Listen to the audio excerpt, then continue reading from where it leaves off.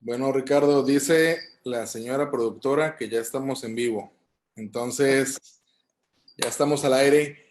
Y bueno, gracias a todos los que están conectados. Quisiera comenzar agradeciéndoles a todos los que han estado escuchando nuestras entrevistas y siguiéndonos en estas conversaciones que estamos teniendo, pues de forma sincera. Y les recuerdo la dinámica, les recuerdo dos cosas. Es un tiempo para aprovechar a nuestros invitados y hacerles todas las preguntas posibles el tiempo que los tenemos acá.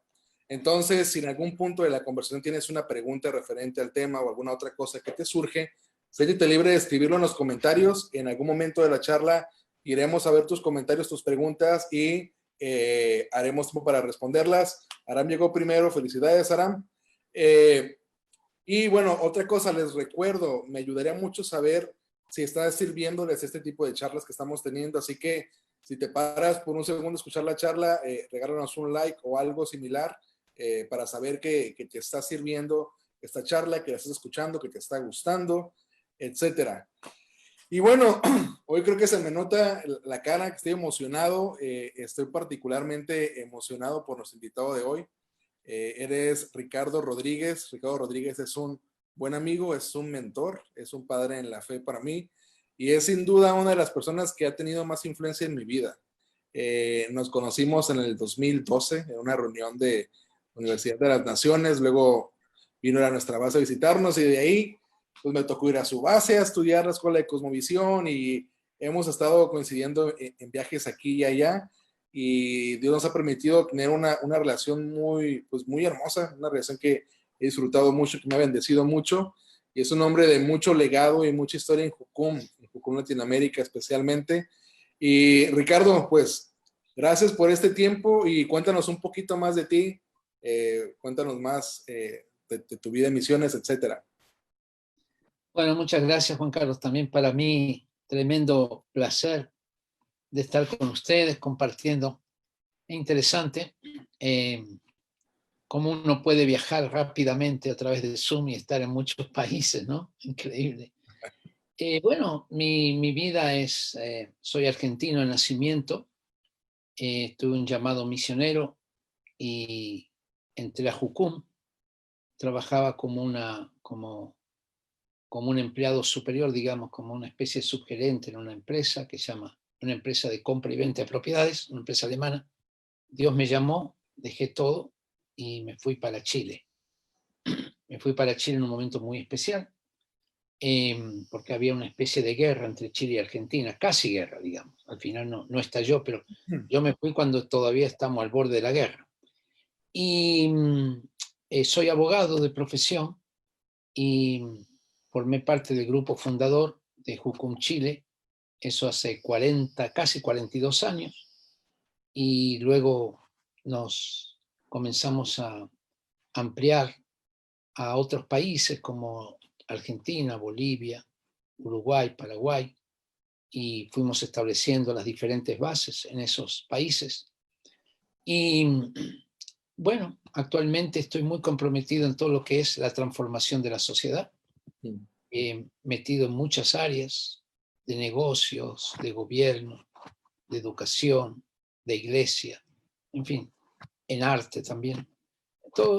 En todo este tipo de áreas, porque yo creo que Jucum tiene un rol preponderante en producir cambios en las ciudades, en los países, en transformar la nación, transformar una nación. En eso estoy involucrado. Wow. Muy bien, Ricardo, sin duda eres un referente para todo ese tema de transformación de la sociedad y de influir en las esferas de la sociedad. Así que si quieren saber más del tema, creo que Ricardo es la persona indicada. Y bueno, pueden ahí contactarlo después de este video y escuchar más de todo el material que él tiene referente al tema. Y bueno, como ya vieron en la publicidad de esta entrevista o de esta charla que estamos teniendo, pues el tema es las oportunidades frente a la nueva normalidad, ¿no? ¿Qué oportunidades tenemos ahora como cristianos frente a esta nueva normalidad que le hemos llamado? Y surgió la intención de esta charla porque creo que es una pregunta que he escuchado constantemente entre amigos, entre otros amigos líderes de Jucum, es como el qué sigue y a dónde vamos. Creo que fue muy evidente que este tema del coronavirus, ya lo he dicho en otras ocasiones, fue como un freno de mano que Dios puso en la misión. Y para algunos fue una oportunidad de seguir avanzando en otros temas, pero para muchos fue bajar mucho el ritmo y unos están preguntando qué sigue ahora y para dónde vamos. Es de lo que quisiéramos hablar hoy. Y creo que para saber hacia dónde vamos, quisiera comenzar preguntándote, Ricardo, en tu perspectiva, en tu opinión, ¿en qué posición estamos? ¿En qué posición nos dejó este tema de la pandemia a Jucum Latinoamérica? Bueno, antes de hablar de Jucún Latinoamérica, habría que hablar en qué posición nos dejó a Latinoamérica, Correcto. ¿no?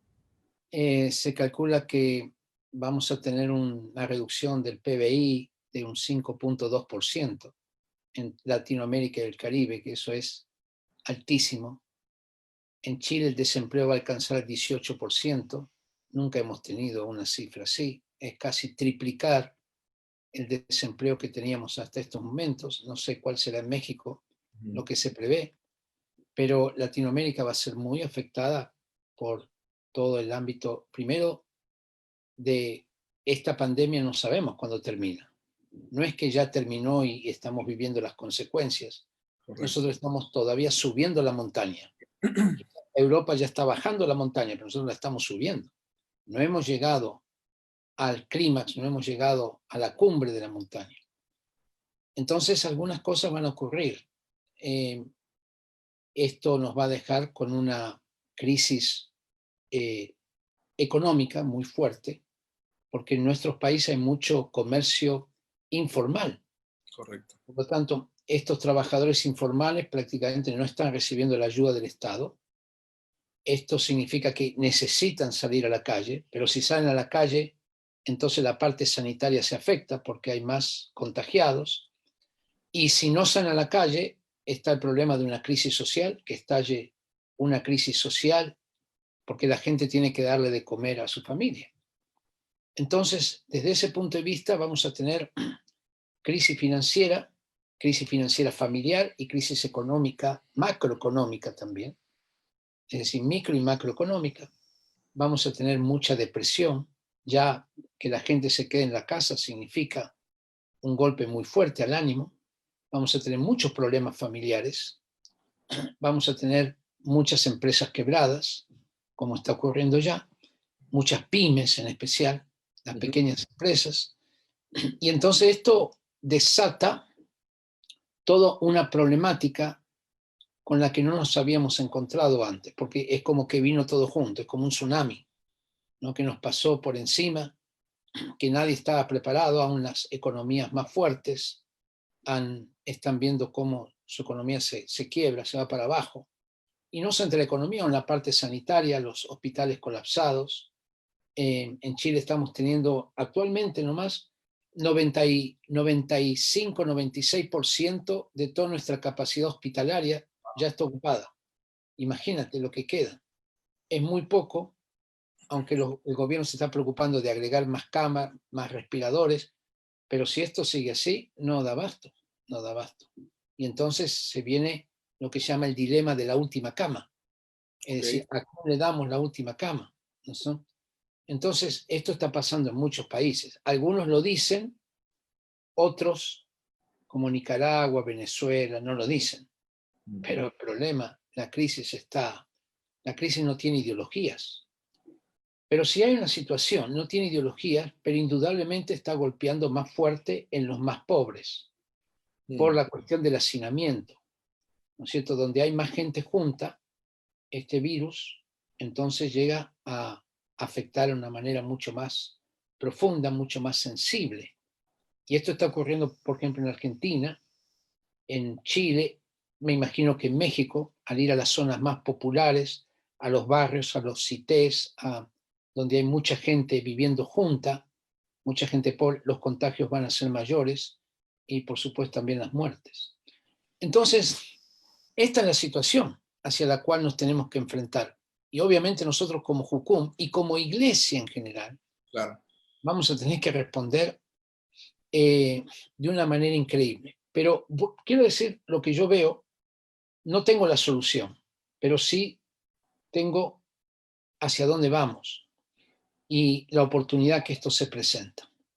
En el siglo III hubo una gran pandemia en el Imperio Romano.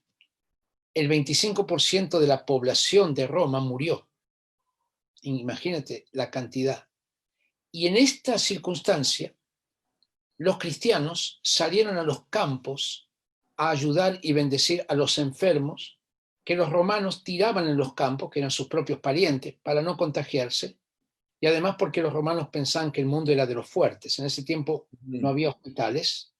Entonces los cristianos fueron los que salieron a tratar en un sentido de reducir el problema, de dar solución a estos problemas, de ayudar a la gente.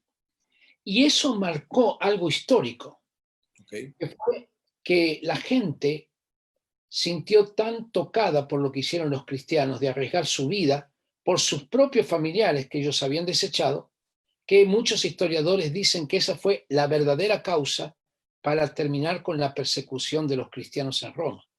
Porque esto ocurrió en la segunda mitad del siglo III y a principios del siglo IV se terminó la persecución. Y muchos dicen que los paganos, viendo que los cristianos habían mostrado tanta misericordia cuando ellos habían abandonado a sus propios familiares, ¿cómo iban a seguir persiguiendo a los cristianos? Y que eso muy posiblemente ellos creen que fue la verdadera razón para que se terminara con la persecución. Es decir, una situación catastrófica, como fue una peste, entonces fue una tremenda oportunidad para que el Evangelio creciera y produjera un cambio social. Otra situación ocurrió ahora contemporáneamente cuando el Khmer Rouge invadió Camboya, lo que hoy llamamos Kampuchea, prácticamente mató a la cuarta parte de la población y por lo menos otro tanto escaparon a campos de refugiados en Tailandia. Eso ocurrió hace unos 20 años atrás, un poco más inclusive. Y allí Hukum envió una cantidad de misioneros, también otras organizaciones, especialmente recuerdo el nombre del campamento, se llamaba Khao Idan, el campamento, donde había 250.000 refugiados. Wow. El campamento era para 25.000, así que imagínate el hacinamiento que había. Entonces los jucumeros iban y se encargaban de limpiar las letrinas, se encargaban de cocinar, se encargaban de sanar a los niños que caían de un cuarto piso de camarotes, ¿no? ¿Cómo le llaman ustedes a los camarotes? Literas. A las literas. Había, claro, era todo en vertical y allí los jucumeros estaban haciendo. Bueno, resultado, más de 40.000 campuchanos o camboyanos se entregaron a Cristo y se formaron una cantidad de iglesias. Entonces, yo no digo que nosotros actuemos de la misma manera, porque cada crisis, cada pandemia es diferente, pero tenemos que estar preparados y orar, Señor, ¿cuáles son las maneras prácticas ya que tenemos? ¿Cuáles son las estrategias? Y muchos ya están aplicando. Por ejemplo, nosotros ayer salimos a un barrio a repartir comida, ¿ya? Sí. Y creo que muchas bases Jucum están haciendo esto. Estamos usando Internet para llevar alivio, bendición aún a nuestros propios barrios. Nosotros acá queremos empezar dentro de nuestro barrio. Yo vivo en un condominio significa un barrio cerrado.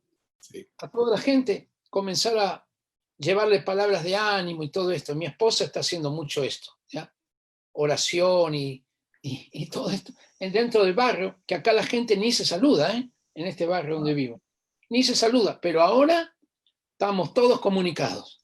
Somos todos amigos. Todos están ofreciendo todos sus productos, todos nos comunicamos, tenemos un grupo. Es decir, se ha abierto. Ahora, esto está sucediendo en la gente común. No la veo esta misma actitud ni en los políticos ni en los científicos. No. Todavía hay un sentido de soberbia, de que nosotros podemos, vamos que venceremos. México, levántate, no sé si tienen algo así. Acá tenemos Chile, los chilenos podemos. ¿Qué vamos a poder? Eso es una... Mira, resulta que estamos en la culmine, la cúspide de la ciencia, que sí, nos iba a llevar a un progreso ilimitado, y de pronto aparece un bichito, un nano bichito, nanomicroscópico, y nos pone patas para arriba. Y hoy tú sabes, la Organización Mundial de la Salud dice hoy una cosa, no, las mascarillas no sirven, después dice lo contrario. Después dice que el virus se contagia de una manera, no, ahora no sé, no tiene, es decir, en otras palabras, No tiene ni idea. no tienen idea para dónde vamos. Así que sabemos algunas cosas, sí, ¿no? Pero aparecen todos los días cosas nuevas. Y tú le preguntas a cualquier político, a cualquier infectólogo, a cualquier científico, ¿cuánto va a durar la pandemia? Bueno, estará entre 6 semanas y 2 años. No tienen idea, ¿me entiendes? Entonces, nos hace bien al orgullo de los seres humanos, esto sí. Sí. Pero todavía algunos mantienen su posición de orgullo. Pero la gente común, la gente normal, está abierta a escuchar de Jesucristo. Está abierta. Y esto realmente nos abre, no sé, una increíble oportunidad de muchas maneras, ¿no? Así que Creo por que, ahí comenzamos. creo que este tema que tocaste, ¿no? De que pensamos que va a terminar en cierto tiempo, pero cada vez se extiende más. Por ejemplo, el tema de cuarentenas, ¿no? Se extiende cada vez más.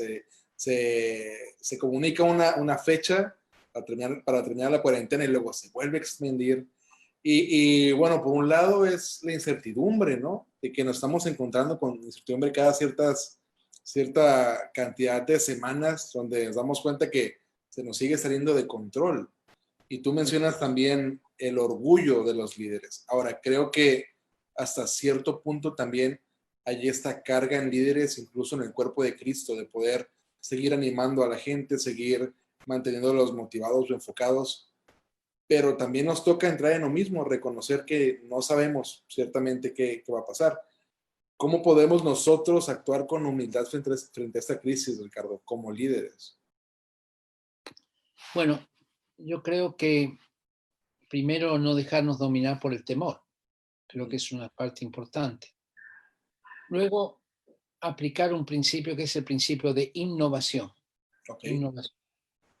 La fe nos tiene que llevar, como dice 1 Corintios 2:9, a cosas que ojo no vio, ni oído oyó, ni ha subido a corazón de hombre. Es decir, a cosas que son completamente nuevas. Y permíteme decirte algunas cositas que puedo vislumbrar. Yo estoy dando conferencias a pastores en diferentes partes de Latinoamérica. Los escucho, les hablo, en fin, tenemos... Una de las cosas interesantes es aprovechemos todo lo que la tecnología nos da, ¿no es cierto? Eso es una tremenda... Imagínate, yo en un día, en prácticamente 12 horas estuve en Argentina, luego fui a Chile y luego a Ecuador. en 12 horas, qué sé yo, poner un poquito más, 20 horas. Así que viajé como nunca. En 20 horas recorrí 3 países y di 4 conferencias. Wow. Entonces, el asunto es, yo no estoy desocupado, te digo. Para mí no fue un freno, al contrario, fue un acelerador esto, porque, Correcto. claro, hay un montón de seminarios, un montón de gente que está pidiendo conferencias y cosas así, o programas como este, ¿no? Y todo lo que podemos bendecir, lo tenemos que hacer, porque esta es una tremenda oportunidad. Claro. Y más, te voy a decir, todavía me falta tiempo para poder hacer otras cosas que estoy queriendo. Pero eh, algunas, algunas implicaciones de esto, no solamente para este tiempo, sino para el que viene. Yo quisiera ver, y he estado hablando con los pastores de esto, una iglesia, incluyendo Jucún, mucho más en contacto con la realidad. Ok, habla más de eso. Mucho más en contacto con la sociedad. Estoy hablando, he propuesto ahora en esto de la Universidad 3.0, esto lo he dado como un punto, ya que pidieron nuestro retorno, nuestro input. He hablado. Hay veces todavía nosotros estamos en una posición de guetos. Y creo que, por ejemplo, en el área de la universidad, necesitamos no solamente tener cursos, sino tener también modelos que sustenten esos cursos. Hace años atrás, Jucún compraba propiedades en el campo, es decir, aparte de todo, ¿no?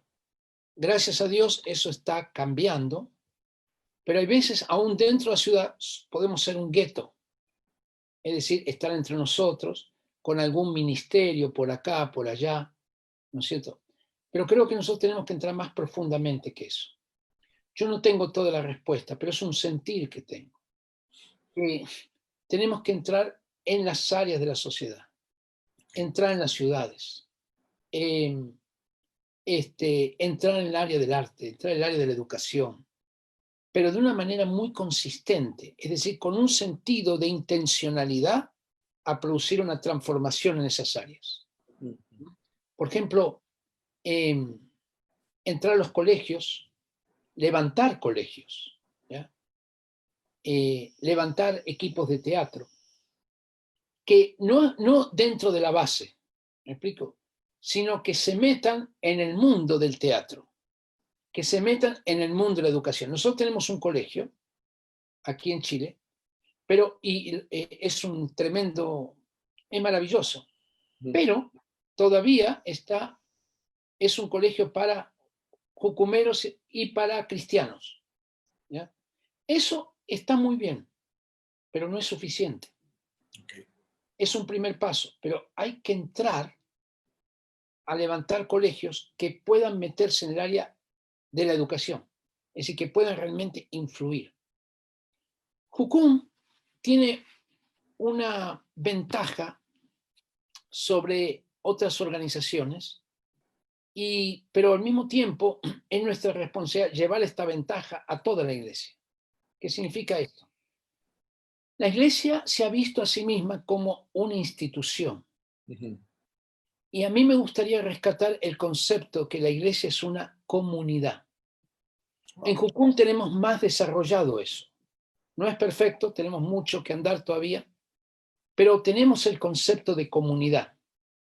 El concepto de comunidad significa común, unidad, nos da unas proyecciones increíbles. No solamente en el aspecto de efectividad en el ministerio, nos da proyecciones en el área de educación, en el área de la economía. Mira, por ejemplo, nosotros mismos como base, cuando compramos en un supermercado, un centro de abastecimiento, conseguimos mucho mejor precio que si cada uno comprara por su cuenta, ¿ya?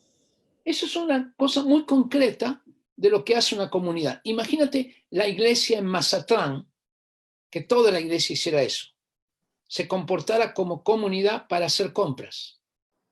Se comportara como comunidad para afectar un barrio pobre, como comunidad, común, unidad. Que se comportara como comunidad para educar, no solamente a los cristianos, sino a los no cristianos, como comunidad. Obviamente eso supone la unidad, pero ¿sabes qué? Esta pandemia está llevando a muchos pastores que nunca hablaron antes a hablar, se están comunicando. Sí. Yo estoy en varios grupos de pastores, no sé qué pasa en México, pero imagino que debe ser lo mismo, porque veo que en Argentina, en México, en Chile, los pastores que nunca se hablaban porque no tenían tiempo, ahora se están hablando, están orando juntos y todo por internet. Y pueden pasar 2 horas, cuando un pastor de los más grandotes, digamos, que podía pasar 2 horas, ahora pueden. Así, nos está dando una oportunidad de unidad, de ser más comunidad. Este concepto de comunidad, nosotros ahora estamos levantando una comunidad de empresarios. Sí. ¿Ya? Una red de empresarios. No sé si tú estás formando parte. Sí. Y ahora vamos a comenzar a levantar una red de educadores. Porque ahora no tenemos límites geográficos. Es increíble. Es cierto. Esta es una oportunidad. Imagínate, nosotros tenemos ahora 10 profesores que están reinterpretando la educación latinoamericana desde una perspectiva bíblica. Pero, ¿por qué podemos tener 10? Porque 10 hacen un buen trabajo, pero va lento. Imagina que tenemos 150. Y ahora es posible. Entre paréntesis, es la primera vez que se me ocurre esta idea, así que la tengo que anotar porque... no te preocupes, va a quedar grabado. Bueno, anótala, por favor. Es decir, nosotros podemos tener 150, 200 profesores, y ¿por qué no 1000? ¿Hay 1000 profesores en Latinoamérica? cristianos? Fácilmente. ¿Por qué no 10.000? Hay 10.000 profesores en Latinoamérica cristianos. ¿Por qué no 20, 30.000? Si Latinoamérica está lleno de profesores cristianos. E imagínate una gran convención de profesores, se me está ocurriendo ahora, así que anótalo por favor. Sí. Una convención de profesores donde desarrollamos la visión de educación latinoamericana bíblica. Y luego comenzamos a levantar un movimiento en toda Latinoamérica. Imagínate que todos nos ponemos de acuerdo, 10.000, 20.000 profesores cristianos en oración, primero en oración. Y podemos usar Zoom para orar. Claro. Nos dividimos en no sé cuántos grupos, no sé cuántos Zoom necesitaríamos, si hay Zoom para 10.000. Creo que hay hasta 1.000, me parece. Bueno, no sé. Imagínate. Y empezamos a orar y clamar a Dios. Y Dios empieza a dar ideas. Por ejemplo, yo creo que en educación tenemos que levantar el precepto de incluir la vida de Jesús en los programas de estudio. ¿Por qué, Ricardo? Cuéntame de eso. Porque Jesús históricamente dividió el tiempo antes y después de Cristo. Mira si no tuvo importancia. Pero además, Jesús es el que colocó la moral que hoy tenemos. Todos los principios de moral que tenemos nosotros no vienen ni de Grecia ni de Roma, vienen del cristianismo. Correcto. Y la moral es la que dio origen a las leyes que tenemos hoy. ¿Ya? Las leyes que dignifican a la mujer no estaban ni en Roma ni en Grecia. Las leyes que protegen a los niños con deficiencia no estaban ni en Roma ni en Grecia. Las leyes que eliminan la esclavitud no estaban ni en Roma ni en Grecia. Es el cristianismo el que produjo conceptos morales que después se tradujeron en leyes. Mira si no es importante la vida de Jesús. Entonces, tú sabes que Gabriela Mistral, que fue premio Nobel de Literatura en Chile, le escribió a José Vasconcelos, que fue el rector de la UAM, ¿no? ¿Cómo se llama la UAM? La Universidad de México. No, la UNAM. La UNAM. Le escribió y se escribían entre ellos. Sería interesante que alguien estudiara la vida de José Vasconcelos, ¿ok? Porque por algo le escribió Gabriela Mistral y le dijo que había que volver a Jesús a las aulas. Le escribió en 1921. ¿Por qué? Porque decía que nuestras historias están llenas de conquistadores, descubridores y libertadores, todos hombres violentos. Y ni un renglón para este que fue todo sacrificio de paz. Así lo dice ella. Y dice que callar a Jesús en el aula es como hablar en química del agua, callando en geografía los mares. Mira cómo lo define ella. Así que tenemos gente ilustre que ha dicho esto. Volvamos a Jesús a las aulas.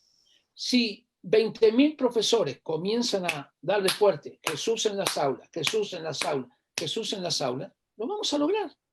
Y nos falta una comunidad de educadores. Ok, Ricardo, digamos que hay un profesor escuchando esta conversación ahorita. ¿Cómo le aconsejas que comience? Porque es una visión muy grande y requiere de mucho trabajo en equipo, como estás diciendo, la comunidad. Ponerse de acuerdo en sí es un desafío. Estoy bien de acuerdo que ahorita se están abriendo muchas puertas a la comunicación entre nosotros. Pero si alguien quisiera abrazar esta visión que tienes, ¿por dónde empieza? O sea, ¿por dónde empieza a hacer este movimiento, no? Con la oración y con visión. Ok. Visión, yo diría para toda Latinoamérica, por lo tanto Latinoamérica hispana. Porque nosotros tenemos varias cosas en común, además del idioma. Gran parte de los libros que tenemos, todos en Latinoamérica, son los de Santillana. ¿Ya? No sé si en México tienen esto, pero me imagino que sí. Santillana lo podemos reinterpretar bíblicamente. Eso, ya estamos haciendo eso ahora. Pero imagínate un grupo de educadores, pero así como digo educadores, puedo decir empresarios, sí, abogados, sí. Es decir, artistas, ¿ya? Donde comienzan a reunirse, pero que sea un movimiento latinoamericano, ¿ok? Es muy importante eso, no que copie. Nosotros los latinos nos gusta copiar. No queremos copiar, tenemos que crear. tenemos que formular, no copiar y pegar, sino crear nuevas maneras. Sí. Y entendiendo lo que es la escuela en Latinoamérica, crear nuestros propios planes de estudio, crear nuevos colegios, influir en los colegios que ya están. ¿Cómo podemos empezar? Bueno, algunas cosas muy prácticas. Podríamos comenzar en cada país a reunirse. A algunos que están escuchando esta visión se pueden comunicar conmigo, obviamente. Nosotros tenemos una escuela de educación en enero, junto con la de Cosmovisión, simultánea, para hablar de educación. La estamos teniendo en estos momentos en Chile online, ¿no? Fue de repente, porque la situación nos llevó a esto. Pero hemos dado seminarios y todo esto. Bueno, eso sería una buena cosa, la posibilidad de asistir a esta escuela, porque allí vamos a hablar mucho de esto. Pero podemos empezar a comunicarnos. Y gente de Perú. Mira, tú no sé si conociste a Elizabeth Chavarrí. Esa creo que no estuvo en tu escuela, pero No recuerdo. Profesora de la Universidad de Lima, profesora de biología. Esta mujer me dijo así: yo quería servir al Señor y quería ser pastora. Ahora estoy evangelizando, enseñando cómo se forma una célula. Y es impresionante lo que está haciendo, porque le enseña a los alumnos cómo se diseña una célula y después le pregunta si eso pudo haber sido por casualidad. Y los hace pensar y les revienta la cabeza, porque todos dicen, no, eso tuvo que haber un diseño. Bueno, del diseñador quiero hablarles. En medio de la facultad, en la universidad. Y ella dice, mira, los pastores no pueden entrar a la universidad, pero yo ya estoy adentro. Cierto. Y la acaban de nominar y la acaban de premiar por la manera que ella está enseñando. Es increíble lo que está haciendo. Así que imagínate que empezamos a multiplicar los profesores en las universidades, en los colegios secundarios, en la enseñanza primaria, en los jardines infantiles y preescolares, y empezamos a producir una presión espiritual, en primer lugar espiritual, por eso todo se basa en oración, y luego a través de ideas nuevas, sí, conceptos nuevos, nuevos paradigmas en la educación. Esto es posible. Podemos colocarnos algunas metas concretas, como por ejemplo colocar la vida de Jesús en los programas de estudio. Pero también podemos colocarnos alguna otra meta, como por ejemplo que se enseñe la teoría del diseño inteligente junto con la teoría de la evolución, como dos teorías posibles. Sí. ¿Ya? Que se enseñen las dos, no que se enseñe una sola, como es hoy. Y tenemos un montón de cosas, que se enseñe sexo desde una perspectiva tridimensional, espíritu, alma y cuerpo, no solamente como se enseña hoy, cómo se pone y se saca el condón. ¿Ya? No, mucho más. Es decir, que se hable de identidad de la persona, del valor que tiene como persona, de las heridas emocionales, que se hable de la parte física, que se hable de todo, que sea algo integral. Hoy integral significa pervertir a los chicos, es la ESI, ¿no? La educación sexual integral. Es enseñarle cómo masturbarse, enseñarse cómo tener sexo oral, cómo a los 8 años puede elegir su identidad sexual. Una serie de cosas, de situaciones, muchas de aberraciones, otras que son reales, pero no a esa edad. En fin, nosotros podemos producir cambios. Hay que animarse, cristianos, a producir cambios. Hay que animarse a pensar cosas nuevas. Es oración, orar, pensar, actuar. Orar, pensar, actuar. Anótelo por ahí. Orar, pensar y actuar. Sí. Por ejemplo, lo que ustedes están haciendo con las casas de esperanza. Eso es maravilloso. Hay que agregarle quizás un par de elementos a eso. Pero el ministerio está fantástico porque se ha creado un modelo, ¿ya? Que es de tremenda bendición. Ese tipo de modelos necesitamos. Y la iglesia tiene que salir de sus paredes, ¿ya? Y aún Jucum, tenemos que ser mucho más intencionales para meternos en las ciudades, en las naciones. Bueno, he hablado mucho, así que Ricardo, háblame de dos cosas que has mencionado. Uno, quisiera que me hablaras del tema de la innovación, cómo poder encontrar esta parte creativa en el ministerio e innovar estas nuevas ideas. Y por otro lado, lo que mencionaste, la importancia de pensar. Parece que a veces es algo que como cristianos hacemos a un lado. Nos enfocamos solamente en la oración y esperamos que llegue solamente el momento correcto y difícilmente profundizamos en una idea, difícilmente cuestionamos el entorno. Quisiera que me hablaras de esas dos cosas, de la innovación y la importancia de pensar en el proceso de la innovación. Mira, em, quiero decirte algo que yo creo, a ver, creo que esta pandemia nos tiene que llevar inclusive a cuestionar los paradigmas sociales y económicos que tenemos. ¿Ya? Creo que va a ser importante eso. Yo estoy con un sentir muy fuerte hacia los pobres, y he estudiado el Evangelio, la cantidad de versos que hay de ocuparse de los pobres. Inclusive la iglesia primitiva, una de las cosas más importantes que tenía, como era como un requisito, era que se ocuparan de los pobres. Quizás la circuncisión pueden dejarla de lado, pero ocuparse de los pobres, eso tienen que hacer. Y la iglesia primitiva era un ejemplo. Se predica poco de esto, de que la iglesia primitiva no tenía entre ellos ninguna necesidad. Yo creo que como iglesia me da la impresión que nosotros tenemos que apuntar a eso. Algunas veces, algunos dicen que los pobres siempre los tendremos entre nosotros, ¿ya? Y toman ese versículo para que nos, en un sentido, excusarse de lo que tenemos que hacer. Cierto. Pero yo creo que cuando la Biblia habla de eso, 3 versículos antes, dice que en el pueblo de Israel el sentido era que no hubiera pobres, es decir, no hubiera mendigos, no hubiera pobres. Y había una cantidad de leyes en favor de los pobres de ese tiempo, que eran las viudas, los huérfanos y el extranjero. Y había una preocupación para que no hubiera pobres. Hoy nosotros somos el nuevo Israel. Yo creo que nosotros tenemos que, como nuestra mentalidad individualista, en un sentido cambiarla para tener una mentalidad de comunidad, ¿ya? De comunidad, como la iglesia primitiva, de velar por los demás, pero no solamente de una manera generosa individual, sino de una manera estructural. ¿Ya? En una manera estructural. Mira,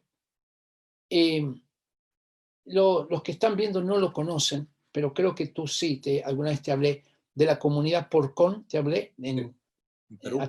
Pero quiero mencionar, hace años atrás había un grupo de cristianos en Perú, muy, muy, muy pobres, muy pobres. Y ellos a través de una ley obtuvieron tierras. Eran 1800 en esa comunidad, en ese pueblo, pero lo interesante es que todos eran cristianos. Era una de esas diosidencias que se da, ¿no? Todos eran cristianos. Y ellos decidieron, eran muy, muy pobres, ¿eh? Yo estuve ahí, por eso vi toda la situación. Esto pasó hace 45 años aproximadamente. Y comenzaron a trabajar comunitariamente. Gente de extrema pobreza. Hoy tienen una fábrica de pan, artesanía, piscicultura, 2 colegios, un hotel, 2 restaurantes, agricultura, maderera y un zoológico. Y los quesos. Ay, los quesos, tienes razón. Los quesos. Y las vacas, además, y la ganadería, me olvidé. Sí, tienen de todo. Y tú los ves gente sencillísima, pero todos tienen su casita, todos tienen su sueldo y además todos se convirtieron en un sentido en una comunidad capitalista, porque son dueños de su propio trabajo. Y han sido un ejemplo de progreso. Y tú hablas con el líder y te pasa mencionando cómo Dios les habló de que él iba a mandar lluvia sobre los pinos, sobre la maderera que tienen ahí. Es impresionante. Gente súper pobre, superó la pobreza. Superó la pobreza. Yo te diría hoy, que son ricos. Ni ellos lo saben, pero son ricos porque tienen 10.800 hectáreas, todos tienen su casa, todos viven bien, viven sencillo, pero muy bien, y tienen una tremenda cantidad de empresas y la manejan de esa manera. Así que yo creo que hay algo allí que yo veo que la iglesia, no digo que imitemos lo de Porcón, pero que la iglesia tiene unas posibilidades que no hemos visto todavía. Yo no sé todo, ¿me entiendes? Es como un sentir que tengo, este sentido de ayudarnos más, de ser comunitarios, de que las finanzas se pueden multiplicar. Lo vemos en Jucum.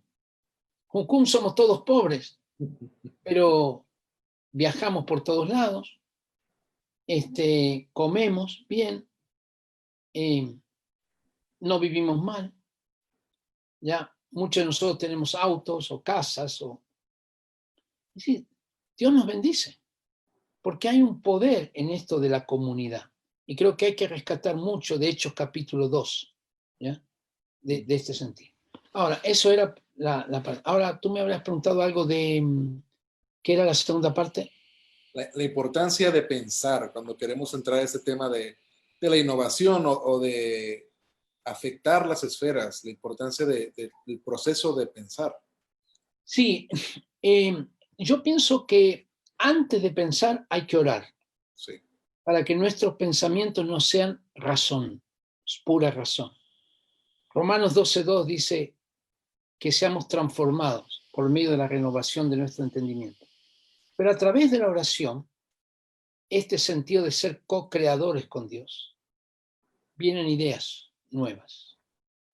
Y en las ideas nuevas tenemos que salir de nuestra zona de confort y entrar en una zona de fe, en una zona de riesgo, una zona que Dios nos quiere llevar a cosas que ojo no vio, ni oído oyó, ni ha subido corazón de hombre.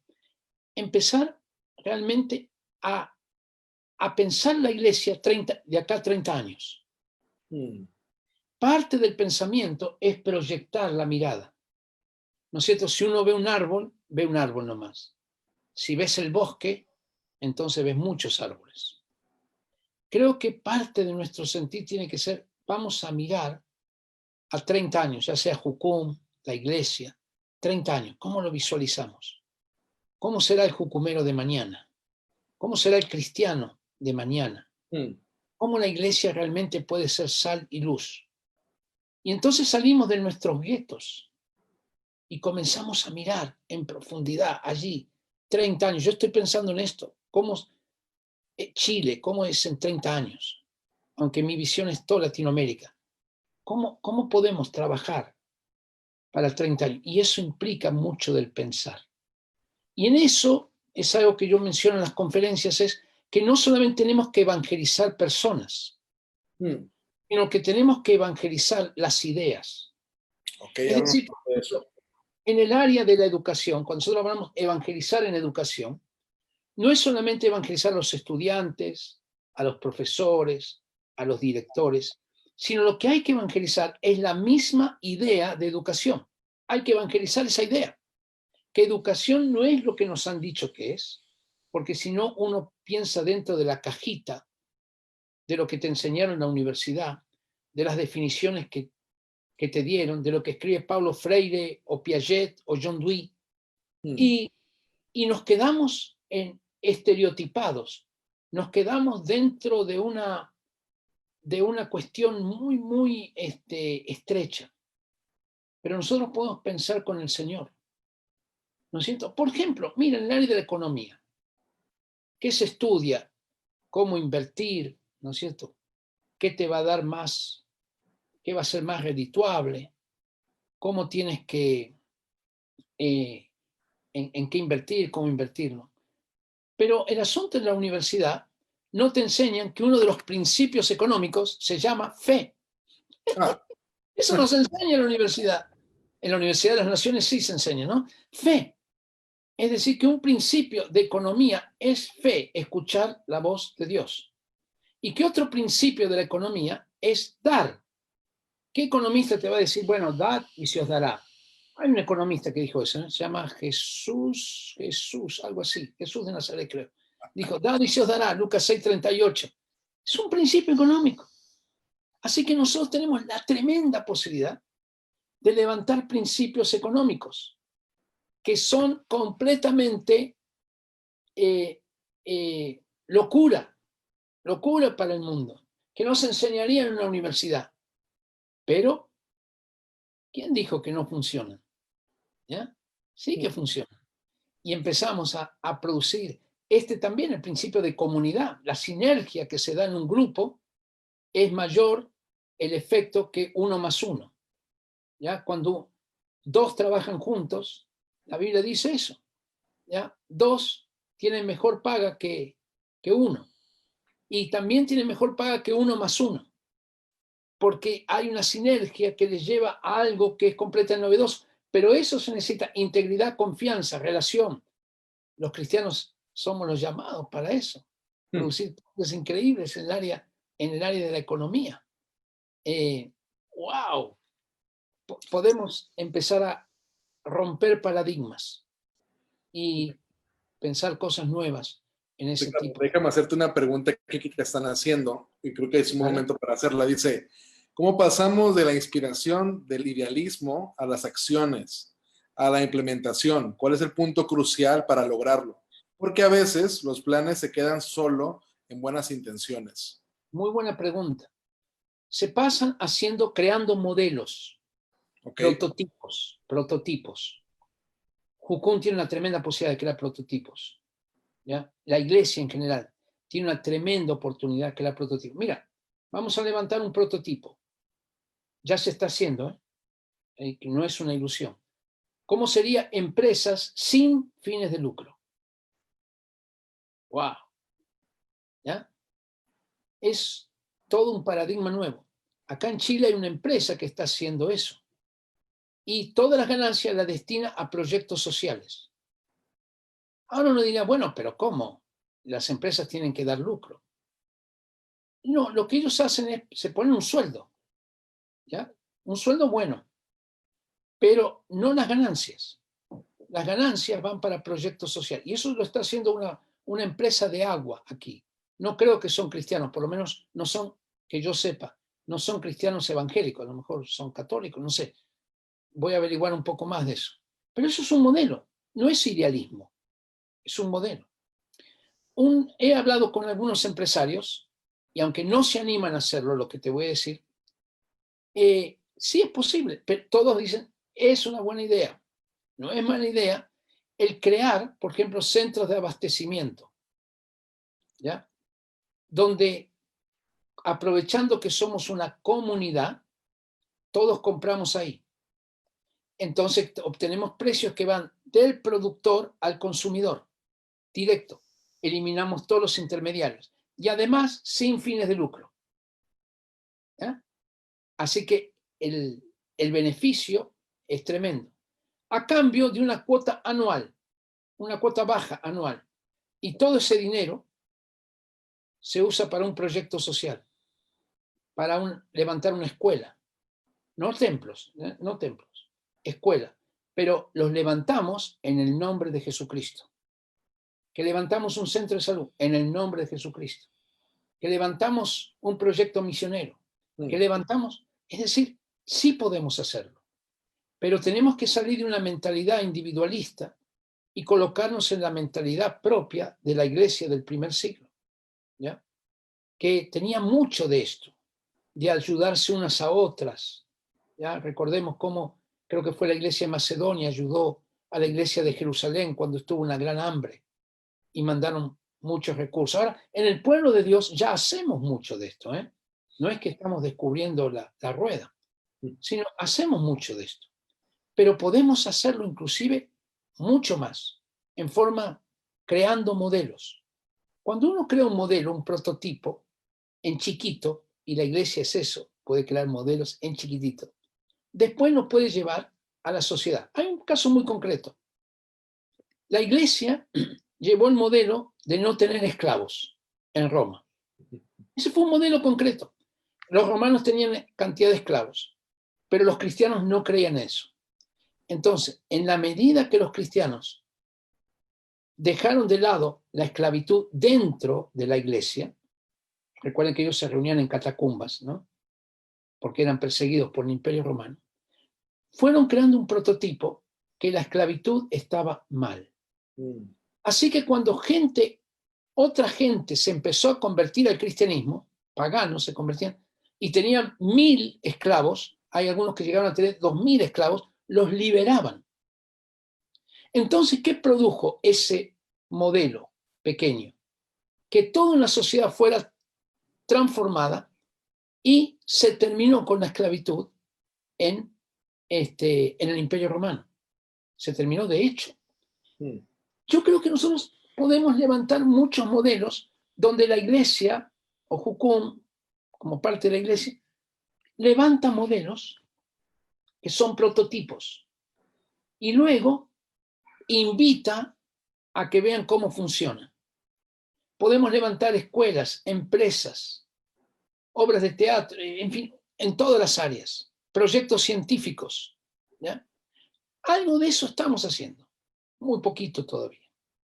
Pero entender que podemos crear con Dios. Así que respondiendo a esa pregunta es creando modelos, creando prototipos, que sí podemos comenzar a avanzar y pasar de las ideas o del idealismo a la realidad. ¿Cuándo el idealismo deja de ser idealismo? Cuando hay un modelo que es real. Entonces deja de ser idealismo, ahora se convirtió en una realidad. ¿Ya? Oye, Ricardo, ya tocamos el tema de la esfera de la educación y tocamos la esfera también de empresas, de negocios. Creo que podemos desarrollarlo un poquito más también, pero ¿qué otras oportunidades se están abriendo, por ejemplo, en el campo de la política? Porque ahorita creo que por todos lados diferentes sectores están levantando su voz en la política referente a lo que está pasando y otros temas que ya venían de antemano. Y este tema de la pandemia también trajo cierta o reveló cierta inestabilidad en algunos gobiernos de Latinoamérica, por ejemplo, o en el caso de España, otros países que se ven ahora vulnerables, ¿no? ¿Qué oportunidades o qué responsabilidad debemos tener nosotros como iglesia ante el gobierno ahorita? Mira, yo creo que la política definidamente tenemos que meternos allí. ¿Ya? Ya no tenemos que dudar más si los cristianos tienen que meterse en política o no tienen que meterse, porque la Biblia es muy clara, da algunos ejemplos, no muchos, pero algunos ejemplos de gente que estuvo metida en gobierno, ¿no? Moisés, Josué, Débora, Barak, Jefté, Sansón, Gedeón, David, Salomón, Ezequías, Josías, Nehemías, Daniel, José, Esther, y estos son los que me acuerdo ahora. Es decir, ¿de dónde sacamos esto que no podemos estar en política? Es donde debemos estar. Ahora, hay un problema con el área de la política. Es el área más dura, más difícil. Loren nos suele decir esto, y yo le encuentro toda la razón. Porque estamos luchando con una potestad de poder. Cuando la Biblia define que nuestra lucha no es contra sangre y carne, habla de potestades, principados, gobernadores de las tinieblas, huestes espirituales de maldad. Sí, hay jerarquías inclusive. Por lo tanto, no es un área fácil, es un área muy difícil. Así que vamos a tener que prepararnos para entrar en esa área. Prepararnos en ayuno, en oración, en estudio profundo de los principios bíblicos de gobierno y también en todo lo que tiene que ver con nuestra preparación académica. Yo creo que no podemos aspirar a entrar en política siendo unos improvisados. Si hay que sacar un magíster, un doctorado, creo que es importante, ¿ya? De acuerdo al área que uno tenga que quiera entrar, ¿no? Hasta dónde quiere llegar. Pero el principio de la sabiduría es el temor de Jehová. Por lo tanto, comienza con nuestro ayuno, oración, búsqueda de Dios, principios bíblicos, todo eso será tremendamente importante. Mira, en estos momentos, yo estoy, no sé si tú sabes, estoy discipulando a la jefa de gobierno de una ciudad bien importante acá. Nos ha sido muy difícil, no discipularla a ella. Ella y su esposo están completamente entregados al Señor. Ayer tuve una conversación con ellos de un par de horas y seguimos el discipulado vía online porque estamos en diferentes ciudades. Pero el asunto es que nos jugamos allí por la transformación de esa ciudad. No va a ser fácil, pero ya estamos terminando con la corrupción en la ciudad, con los sobreprecios de la obra pública. Estamos terminando con todo lo que tiene que ver aquellos trabajadores municipales que cobran horas extras pero no las trabajan, que es también la corrupción. Y por sobre todo, estamos terminando con el paradigma que gobernar es poder, en lugar de que gobernar es servicio. Y eso se está inculcando. Estamos allí, tenemos unos 45 funcionarios de la municipalidad que estamos discipulando, de los cuales varios de ellos son jefes en diferentes áreas de la ciudad, varios de ellos. Y estamos, pero son todos cristianos nuevos, ¿ya? Entonces estamos dándole con todo lo que podemos, porque ellos pueden producir una transformación. Yo creo, el Señor me estaba hablando hace un tiempo atrás, la importancia de tener gente en lugares claves para producir transformación. Fíjate lo que nos pasó en esa ciudad. Trató de entrar la ideología de género y no pudo, porque esta mujer cerró la puerta. ¿Entiendes la importancia de estar en lugares de autoridad? Entiéndame, no quiero decir para los que me están viendo que todos tenemos que estar ahí, pero sí tenemos que sostener y también, si Dios nos está realmente confirmando el llamamiento, estar en lugares de autoridad, no solamente políticos, puede ser educacionales, puede ser deportivos, puede ser en cualquier área, científico, por ejemplo. Porque, y nuestra propuesta es cómo cambiamos esa ciudad para Cristo. Te voy a decir sincero, yo no sé si lo vamos a lograr. ¿Ya? No puedo decirte, sí, ya lo estamos logrando. No, ha sido muy difícil y está siendo muy duro. Y ahora con la pandemia vamos a ver qué resulta de todo esto. Pero podemos intentarlo, podemos buscar maneras y producir cambios en la ciudad. Si esto resulta bien, esa ciudad llegaría a ser un ejemplo para toda Latinoamérica, ¿ya? De cómo se pueden hacer las cosas dirigidas por el Señor, dirigidas por el Espíritu Santo. Es una lucha, una guerra tremenda, pero allí estamos. Entonces, es posible meternos en estas áreas de la política. Algunos quieren ser, alcaldes se llama en México o prefectos. Alcaldes. Alcaldes, sí. Alcaldes. Algunos quieren meterse a puestos políticos, pero no menospreciemos el ser consejeros de políticos, como fue José, como fue Daniel. Esto es muy interesante porque podemos llegar a ser consejeros. Fíjate que Daniel quedó con 4 reyes diferentes. Daniel sirvió. Sí. Así que fue permanente influencia. Esther, que era apenas la reina, porque en ese tiempo la reina no valía mucho porque estos tipos tenían muchas reinas, ¿ya? Y Asuero, que era Jerjes, el gran rey persa, la verdad que no la tenía muy en cuenta. El primer año la tuvo muy en cuenta porque era la nueva esposa, pero después no la tenía muy en cuenta, ni la llamaba. Pero Esther se presentó y cambió la historia. Evitó que el pueblo de Israel fuera aniquilado. Así que la influencia que podemos tener en los políticos es muy importante. Yo creo que deberíamos levantar una escuela de consejeros políticos, de consejeros a los políticos. Porque al final de cuentas muchas de las decisiones de los políticos las toman sus asistentes, sus mandos medios, porque ellos no alcanzan a visualizar todo. Así que podemos ser una tremenda influencia. Bueno, yo creo que por allí vamos.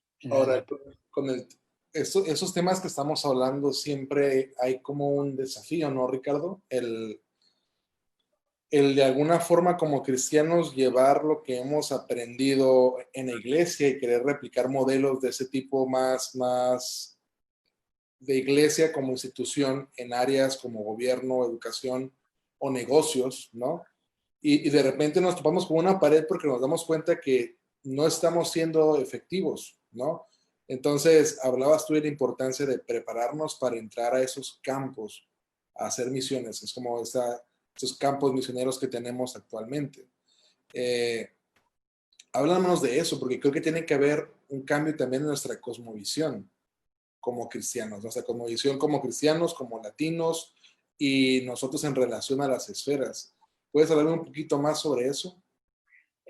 Quizá si me puedes clarificar exactamente qué es el punto que quisiera que Voy a hable. darte un ejemplo, voy a darte un ejemplo. Hay veces que, digamos que hay un pastor que es bueno para predicar y sabe comunicarse con grandes audiencias, ¿no? Y por esta razón creemos que puede ser un buen político y entonces entra al campo de la política y se comunica con políticos como si se comunicara con otros pastores o con una congregación, pero no tiene Ah, todas las políticas o digamos un modelo de ese tipo, ¿no? sí, entiendo. Mira, yo aprendí mucho de Loren cuando él vino a Chile. Teníamos que hablar un asunto de política y de negocios con un político chileno. Sí.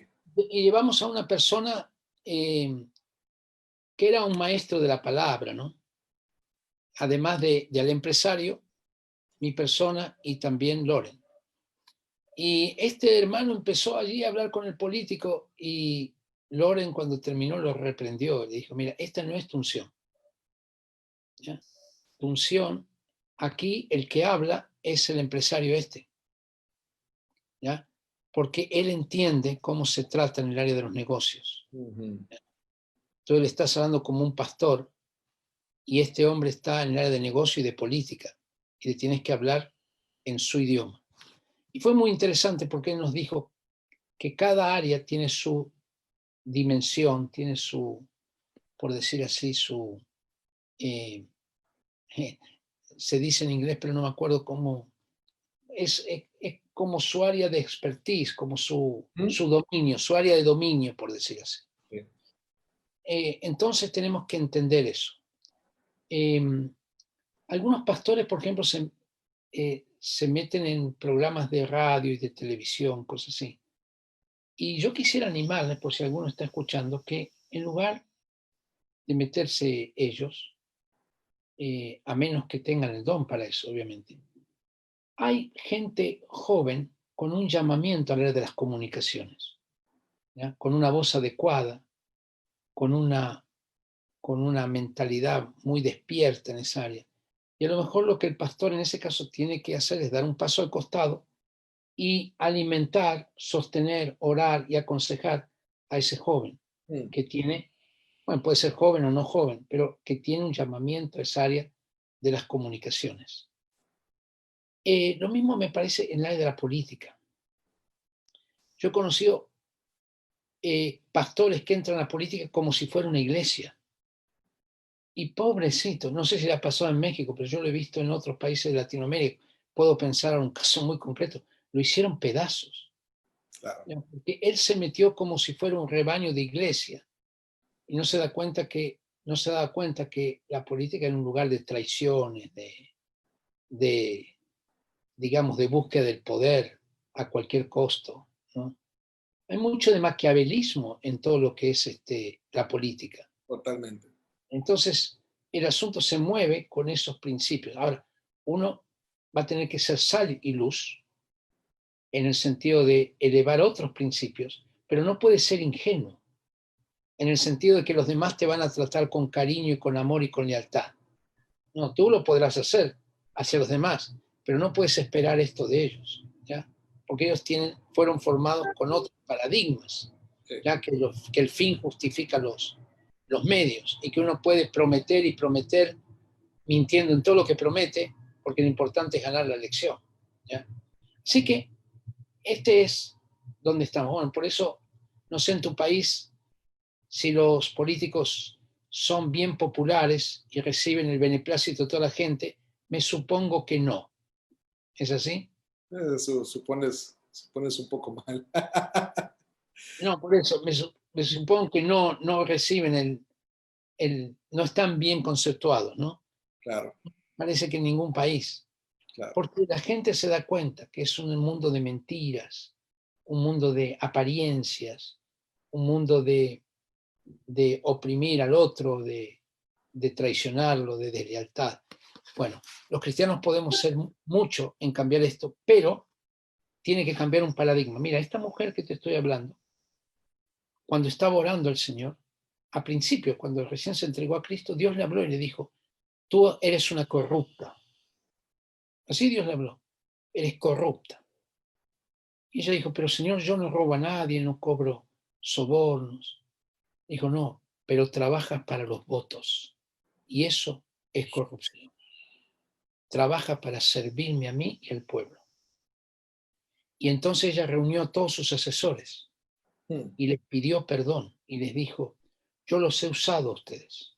Les digo así, los he usado, los he controlado, los he hecho pelear entre ustedes para conservar mi poder. Esto se acabó porque me encontré con Jesús, que me dijo que esto estaba mal y quiero pedirle perdón a todos. Bueno, de allí, como te digo, 45 de ellos se entregaron a Cristo, ¿ya? Y hoy tenemos prácticamente una iglesia dentro de esa municipalidad. Pero ocurre esto. Y otra cosita, creo que nosotros vamos a tener que abrirnos a nuevas expresiones de iglesia. Ok, No, no significa eso, dejar las que ya hay. Allí donde vamos al culto, donde tenemos un tiempito de alabanza, donde nos sentamos en los bancos, cosas así, que está muy bien. Pero hay un grupo de gente que no va a entrar en esa cultura. Porque entendamos, el Evangelio es vida, pero no necesariamente se identifica con una cultura. Es decir, que en una sociedad puede haber varias culturas, ¿ya? Las sí. culturas de los gamers, la cultura de los skateboarders, de los skaters, perdón, la cultura de los militares, la cultura de los ricos, la cultura de los banqueros, la cultura de los muy pobres, la cultura de los mendigos. Y nuestras iglesias, la cultura de los artistas, nuestras iglesias en general están dirigidas, no voy a hablar a una clase media, sino una línea de pensamiento medio, a una cultura media, ya a una manera de pensar dentro de la sociedad, que es más o menos la manera estándar de pensar, ¿ya? De la mayoría, por decir. Y ahí está dirigido la iglesia, y está muy bien, muy bien. Pero tenemos que entender que hay otra gente que aunque quiera seguir a Cristo, no va a querer meterse en esa cultura, ¿ya? Sino que es como, ¿cómo podríamos decir? Como si quiere seguir a Cristo, pero no quiere hacerse evangélico, pero quiere amar a Jesús, ¿ya? Entonces vamos a tener que levantar nuevas estructuras, que no significa borrar las anteriores, porque el hombre sabio saca de los tesoros cosas viejas y cosas nuevas, sino que significa complementar. Por ejemplo, yo creo en la necesidad de que levantemos iglesias en las universidades, Sí. no movimientos universitarios. Es más que eso, porque el movimiento universitario está conformado por jóvenes que pertenecen a iglesias y dan su tiempo que les sobra, el poquito que les sobra, a ese movimiento juvenil, ¿ya? No, yo estoy hablando de iglesia dentro de la universidad, donde todo el esfuerzo está para la universidad, para llevar a Cristo dentro de la universidad, para cambiar los parámetros de lo que es la educación universitaria y para producir una iglesia dentro de la universidad que se reúna en un aula de la universidad y que esté dirigida por universitarios. y que si son estudiantes de sociología, haya mucho de sociología, pero basado en principios bíblicos, y que si hay mucho de arte, basado mucho en el arte, es decir, acercar el evangelio a las culturas dentro de una propia sociedad. Jesús con el sembrador no le decía que dejaran sus redes, le hablaba de la semilla, de la buena tierra, y a los pescadores no les hablaba de la semilla, les hablaba de que dejaran las redes, de que los iba a hacer pescadores de hombres, ¿no es cierto? Y a los cobradores de impuestos les decía que devolvieran lo que habían robado, a los publicanos. Es decir, era como multicultural, multifuncional, multiforme sabiduría de Dios. Y creo que la iglesia tendremos que ir a una multiforme sabiduría de Dios y no quedarnos en una uniformidad. Mira, en Suiza conocí una vez una chica que tenía una cara de zaparrastrosa. Un anillo por acá, toda la cosa. Era una mundana así. Y le empecé a preguntar y me empezó a explicar lo que ella hacía. ¡Wow! Lo que ella hacía era meterse con ese grupo, esas tribus urbanas a las que nadie llega, para evangelizarles. Mira hasta donde yo no hubiera ido nunca, y quizás tú tampoco y muchos otros. Pero ella iba a esa gente y les amaba y les mostraba el amor de Cristo. Vamos a tener que desarrollar esa, que nos metemos en todos lados, que somos como, no sé si decir como el agua o como una sustancia que la tratan de parar, pero no pueden, porque la iglesia está metida. Y por favor, quitemos eso, ese sentido. Una vez escuché a David, eso de que iglesia es, ¿no es cierto? Este concepto. Y vamos a la iglesia que somos nosotros, como, que es comunidad. Somos comunidad. Y estamos dispuestos a meternos en todos lados. Y nos respetamos unos a otros. Y entendemos la multiforme sabiduría de Dios. ¿Ya? Teniendo una sola limitación, el pecado. Con eso no transamos. Pero con todo lo demás, ver nuevas expresiones. Y esta pandemia creo que va a levantar eso. Nuevas expresiones de iglesia. Quizás se levante la iglesia del Zoom. Imagínate, la iglesia del Zoom. O la iglesia, vaya a saber que se levanta. O la iglesia de los ex coronavirus. La iglesia de, no sé, de los sobrevivientes del coronavirus. O, vaya a saber qué. Y yo me gozo porque en todo y por todo. Ricardo, cuando pienso en iglesia como institución como tal, pienso mucho esa parte de la misericordia, que creo que sí es lo que nos toca, ¿no? El extender misericordia, y creo que después del coronavirus habrá mucha gente afectada, habrá mucho más marginado, mucha gente desempleada, mucha gente desfavorecida que va a necesitar recibir misericordia. Entonces, en este mismo tenor del que estás hablando, cómo encontrar oportunidades en otras esferas, como iglesia, ¿en qué nos exhortarías? ¿En qué poner nuestros ojos? ¿Cómo reconocer oportunidades para entrar como iglesia, ejercer misericordia? Yo creo, y yo pido eso también para mí, que desarrollemos un espíritu de compasión. Que el Espíritu Santo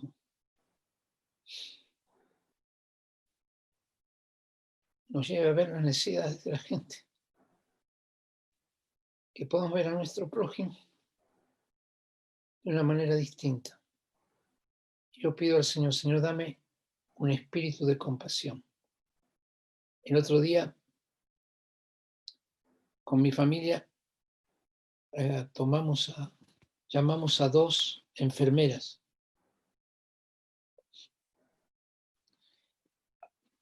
Y cuando atendieron, empezamos a aplaudirles. Y a gritar, gracias, gracias por lo que hacen.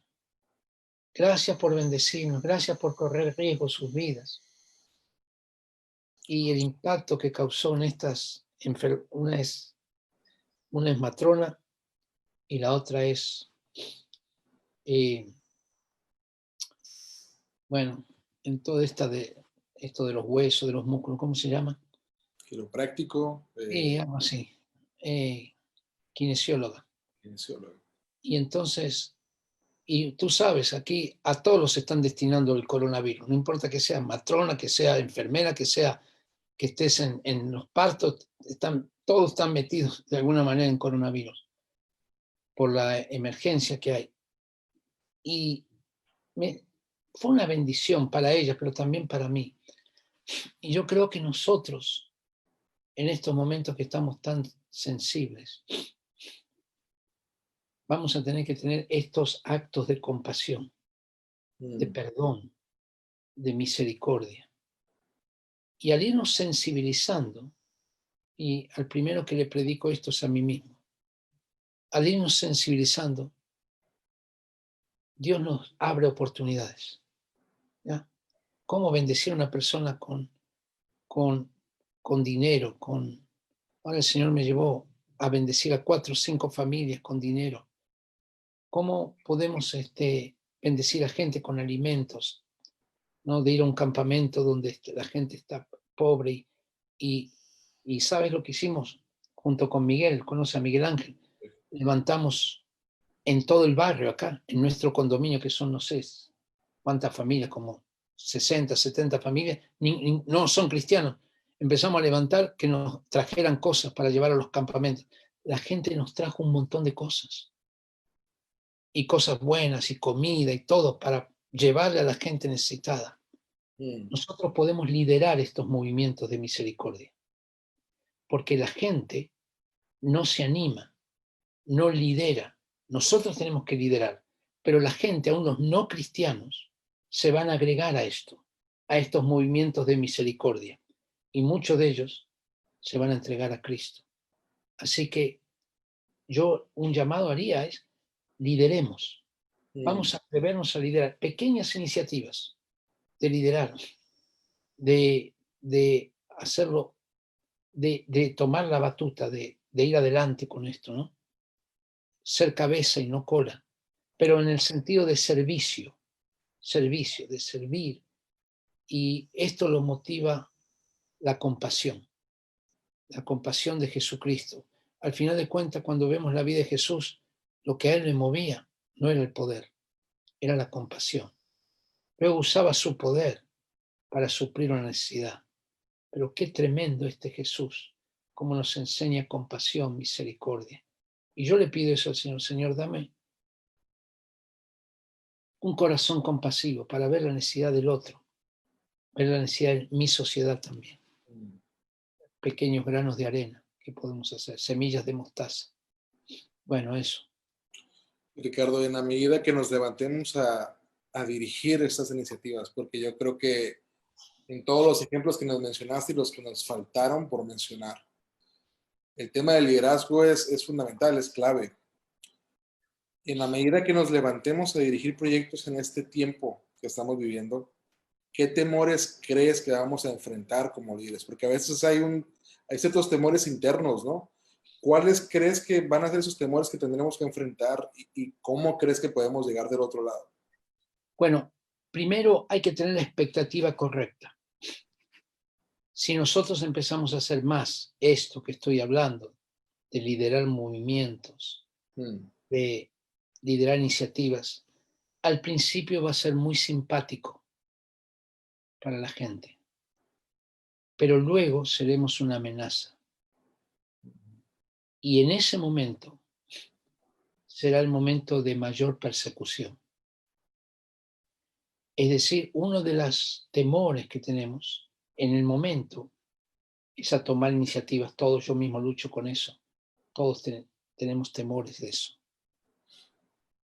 Entonces, en un plano, digamos, de inmediatez, es decir, de lo que estamos viviendo hoy, lo que hagamos en general va a ser muy bien apreciado, Okay. porque la gente está muy sensible, está con mucha necesidad. Pero cuando esto pase y nosotros nos vayamos involucrando en las esferas, en la educación, en la política, en el arte, vamos a convertirnos en una amenaza, como los cristianos en la primera época que se convirtieron en una amenaza para el Imperio Romano. Y creo que fue, no sé si fue Onésimo o Teodosio, bueno, no me acuerdo cuál, uno de los padres de la iglesia, Tertuliano fue, dijo, a ustedes nos matan, le está hablando a los romanos, pero la sangre de los mártires es la semilla de la iglesia. Y a ustedes les hemos tomado los teatros, hemos tomado sus mercados, estamos metidos en su política, en el Senado, en el palacio, y los hemos dejado a ustedes solamente con sus dioses y con sus templos. Es decir, el cristiano hablándole al Imperio Romano, porque los cristianos estaban metidos en todos lados, ¿ya? Lo único que tenían los romanos que le quedaban fue sus templos paganos y sus ídolos, que al final también sucumbieron, ¿ya? Entonces, la iglesia va a ser perseguida. Y entiéndame, cuando hablamos de persecución, no va a comenzar con que nos van a matar. No, va a comenzar con las propiedades, va a comenzar con nos van a caer impuestos, van a limitar nuestra libertad de expresión con cualquier excusa. Va a ser gradual, hasta que vamos a ver qué pasa. Pero va a haber un tipo de persecución en la medida que nosotros nos metemos. Eso es ineludible. Por lo tanto, si tenemos la expectativa correcta, entonces no va a ser una gran sorpresa. No va a ser como el coronavirus. Va a ser algo que estamos esperando que ocurra, ¿ya? Que va a suceder.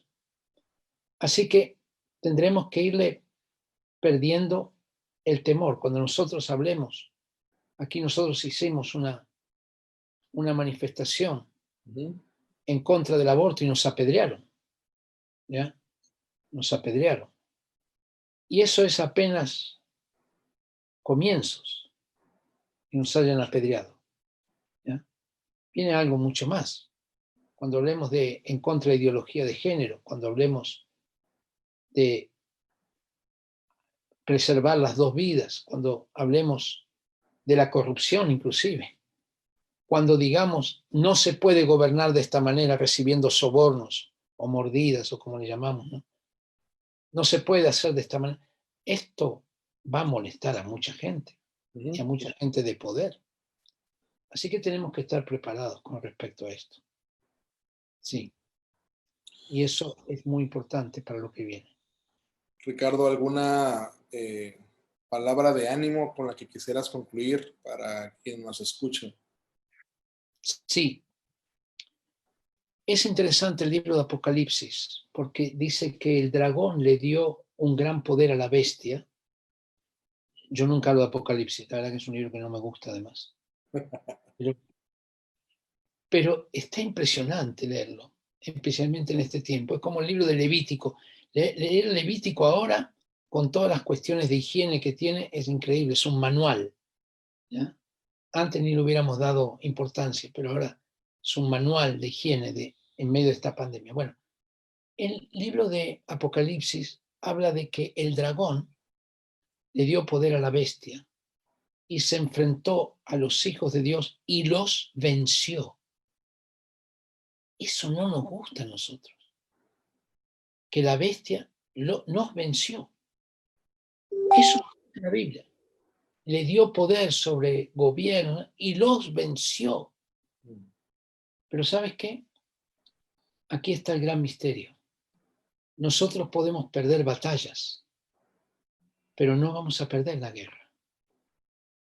Podemos tener momentos de desánimo, podemos tener momentos de sequedad, podemos tener momentos de crisis, de pandemias, podemos tener momentos de persecución, donde el enemigo parece que nos ganó y nos ganó.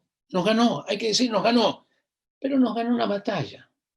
Tranquilo que viene la próxima. Y cuando el pueblo de Israel tuvo que luchar contra los benjamitas, Dios les dio una palabra que iban a vencer. Fueron a pelear y perdieron. ¿Cómo? Y después consultaron otra vez. Dios dijo, anda, van. Fueron a pelear otra vez y volvieron a perder. Y la pregunta es, ¿cómo? Si Dios les dio una palabra y perdieron una batalla y perdieron la segunda batalla. Y la tercera vez Dios, vayan, que yo los voy a entregar. Y la tercera vez vencieron y ganaron la guerra. ¿Me explico? Nosotros los cristianos tendremos que ser golpear y golpear, perseverantes, que perderemos algunas batallas en las leyes, en el Senado, algunas batallas en la política, algunas batallas en la educación, pero no nos desanimamos, seguimos golpeando la tierra, como le dijo el profeta Eliseo al rey, le dijo golpea la tierra, y golpeó 3 veces, le dijo no eran 3 veces, tienes que seguir golpeando la tierra, porque así los vas a vencer completamente. Bueno, el rey no lo hizo, pero venció 3 veces nomás. Pero yo creo que nosotros vamos a tener que estar golpeando la tierra. Y esto va a ser maravilloso. Yo estoy muy animado. El tiempo que estamos viviendo es precioso, es glorioso. Y esta pandemia a mí me sienta muy bien. Estoy viajando por todo el mundo, ya maravilloso, a través de Zoom. Gloria a Dios. Así que ánimo, queridos hermanos, jucumeros, empieza una nueva época. Oremos. ¿En qué consiste esta nueva época? Vamos a tener un Jucum mucho más conectado a la sociedad, mucho más conectado a la realidad, mucho más conectado a las misiones. Sí, así que ánimo, esfuérzate, sé valiente. Vamos adelante con lo que Cristo quiere. Eso es ¿cómo podríamos decir? Mi final point. Conclusión. Bueno, conclusión. Conclusión, ¿no? Iba a Buenísimo. decir más sofisticado, pero está bien. Ricardo, sé que estás haciendo muchos proyectos ahorita, estás impartiendo muchos cursos. Cuéntanos un poco de qué viene a la puerta. Sé que tienes uno de liderazgo pronto, en línea también. Si no me Sí, equivoco, es 15, 16 de junio. Cuéntanos más de este curso y los demás que tengas en puerta. bueno, hemos terminado la escuela de educación. No, perdón, terminamos la semana que viene. Hemos hecho un seminario de educación que lo voy a dar ahora en México también. Hoy me llegó la confirmación, o mejor yo mandé la confirmación hoy. Hicimos un seminario de finanzas, de economía más que de finanzas. Y lo que viene ahora es un seminario de liderazgo en 2 martes. Es decir, hoy estamos a martes, no el próximo, sino el subsiguiente. Sí. Y luego quiero ver si puedo hacer un seminario sobre ideas que influyeron en Latinoamérica. Que creo que es muy importante que nosotros como latinoamericanos veamos qué ideas influyeron en Latinoamérica. Porque eso ha producido mucho de lo que somos hoy. Entonces, los próximos cursos que tenemos es el 17 de enero, comenzamos la Escuela de Cosmovisión 1, Sí. que es a la que tú asististe, y son 6 semanas.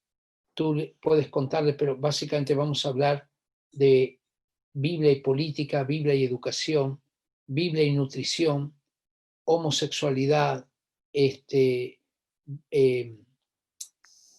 pruebas arqueológicas de que la Biblia es palabra de Dios, cosmovisión aplicada a las diferentes áreas de la sociedad. Leemos libros de ateos también, vemos películas de Richard Dawkins y de mucho de esto, y empezamos a charlar con ellos. Claro, ellos no están, lamentablemente, porque algunos de los autores ya murieron, pero podemos confrontar su pensamiento.